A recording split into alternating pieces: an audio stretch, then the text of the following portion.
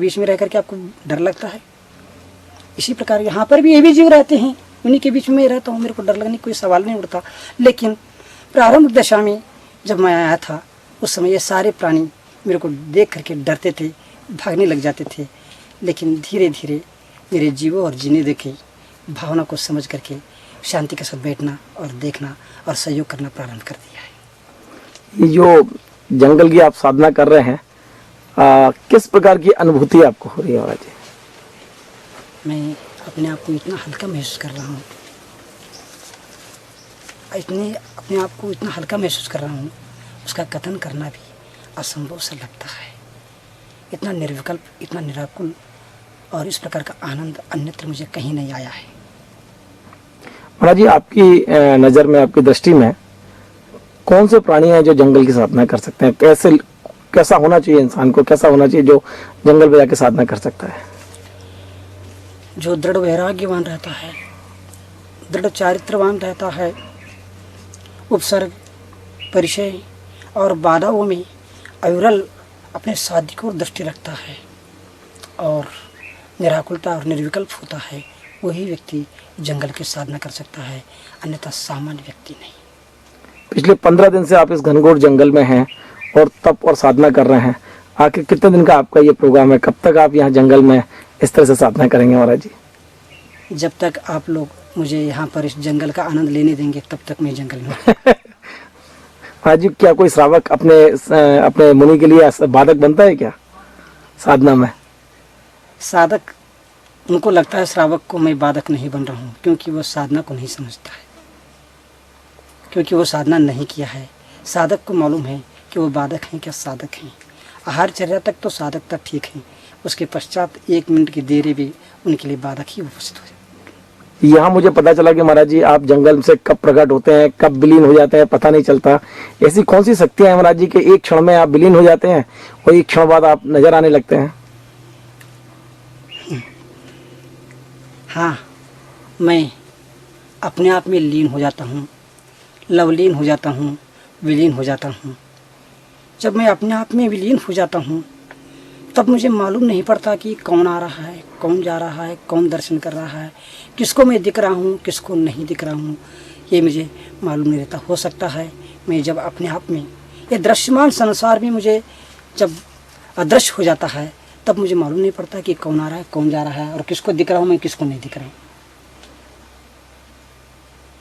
हाँ जी, इस समय और भी कई संस्कृति में श्रावक और संत हैं जो शायद जंगल की साधना नहीं कर पा रहे हैं और आप यहाँ घोर जंगल में साधना कर रहे हैं।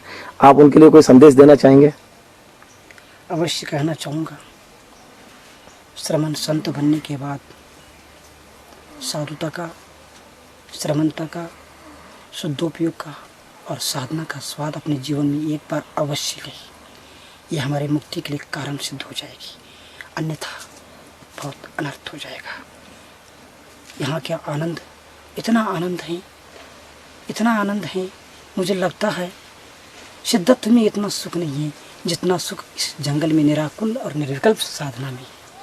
मैं शिद्दत को नहीं चाहता हूँ, यही साधना मुझे हमेशा मिलते रहे, यही भावना पाता रहता हूँ। आप अपने गुरु आचार्य श्री विद्यासागर जी महाराज के लिए इस कैमरे के माध्यम से, इस मीडिया के माध्यम से अपना नमस्तक किस प्रकार से भेजना चाहेंगे? शब्दों से बताएं महाराज जी। मैं भगवान के बारे में बोल सकता हूँ, लेकिन मैं मेरे गुरु के बारे में नहीं बोल सकता हूँ। मेरे गुरु मेरे लिए भगवान से बढ़ कर के हैं। मेरे गुरु गुरु हैं, मेरे गुरु लघु नहीं। मेरे गुरु गुरु हैं, मेरे गुरु लघु नहीं। मेरे गुरु लघु नहीं, मेरे गुरु गुरु हैं। मेरे गुरु मेरु नहीं, मेरे गुरु मेरु नहीं, मेरु और भी हो सकते हैं, लेकिन मेरे गुरु मेरु नहीं, मेरे गुरु सुमेरु हैं। एक ही था, एक ही है, एक ही रहेगा। मेरे गुरु गुरु हैं, मेरे गुरु लघु नहीं, मेरे गुरु लघु नहीं, मेरे हैं। मेरे गुरु मेरु नहीं, मेरे गुरु सुमेरु हैं। मेरे गुरु सरिता नहीं, मेरे गुरु सरोवर नहीं, मेरे गुरु सागर नहीं, मेरे गुरु विद्यासागर हैं, चैतन्य महासागर हैं। ऐसे महान संत के बारे में मैं क्या बोलूं? वास्तव में वो सदैव संत हैं। उन्हें अपने जीवन काल में शुद्धोपयोग का और निर्जन वन का, साधना का स्वाद लिया है। निश्चित बात है वह आज जब तक आचार पद पर हैं तब तक ये बाध्य होकर के सब काम कर रहे हैं। जिस दिन इससे मुक्त हो जाएंगे उस दिन की उनकी साधना देख करके सारी दुनिया रोएगी। और इतना ही नहीं, धनाढ़ राष्ट्र माने जाने वाले वहाँ के राष्ट्रपति भी यहाँ पर आकर के उनके दर्शन के लिए तरसेंगे। ये इस पद से मुक्त होने के बाद ही उनके साधना का आपको ज्ञान हो सकता है और ये हो सकता है सारी दुनिया एक दिन रोना पड़ेगा दुनिया को। महाराज जी, मैं कुछ देश के बारे में भी आपसे चर्चा करना चाहता हूँ। इस समय चारों तरफ आतंकवाद का बोलबाला है, देश में अशांति का माहौल है, असुरक्षा की भावना है। मैं चाहता हूँ देश में शांति कैसे स्थापित हो सकती है, आपसे ये पूछना चाहता हूँ। सत्य और अहिंसा के माध्यम से ही शांति संभव है, असत्य और हिंसा से नहीं। एक बात तो मैं ये कहना चाहूँगा,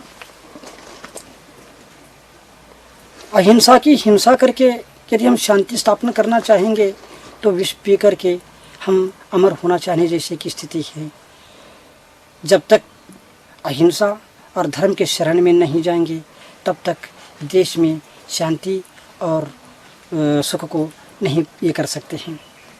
एक बात तो मैं ये कहना चाहूँगा, सर्वप्रथम तो राजनेता शांत हो जाए, राजनेता शांत हो जाए, राजनेता स्थिर हो जाए तो निश्चित रूप से देश में शांति और स्थिरता अवश्य आएगी। महाराज जी, सुना है विधायक जी जो है मंडला के, तो आपके आशीर्वाद से मंत्री बने हैं? हाँ, उनकी सच्चे साधक, सच्ची साधना के प्रति उनकी श्रद्धा, भक्ति और समर्पण का फल है और कुछ भी नहीं है उसमें। महाराज जी, आप राष्ट्र के लिए बहुत अच्छा सोचते हैं, बोलते हैं। यदि आपसे ये आग्रह किया जाए कि आप राष्ट्र की सेवा के लिए राजनीति में आ जाएं तो क्या स्वीकार करेंगे?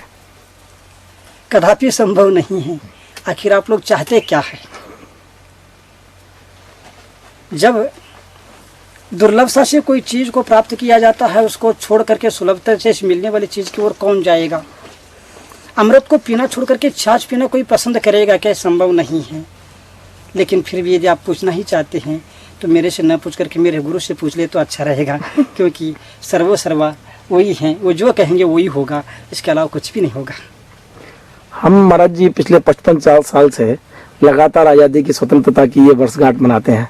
इसका अर्थ क्या है आपके शब्दों में? वास्तव में स्वतंत्रता का अर्थ क्या है महाराज जी?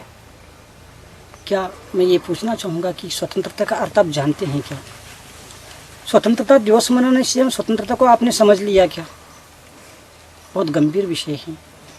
स्वतंत्रता शब्द का प्रयोग तो सहस्रों बार कर लेता है संसारी प्राणी, लेकिन उस अर्थ को आज तक नहीं समझ पाया है। एक बात मैं अवश्य कहना चाहूँगा, स्वतंत्रता को समझना चाहते हो तो पहले परतंत्रता को समझो और स्वच्छंदता को समझो।